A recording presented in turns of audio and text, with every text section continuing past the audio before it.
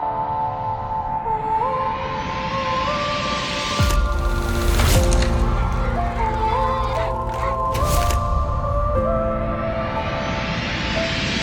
student once bullied for his speech impediment is now using his voice to help others. I was born with a speech problem, but I can use that same voice that I once got bullied for to change the world and help people. It's okay not to be okay, and we need to break that stigma, encouraging them that things will get better and that they need to talk to someone. High five.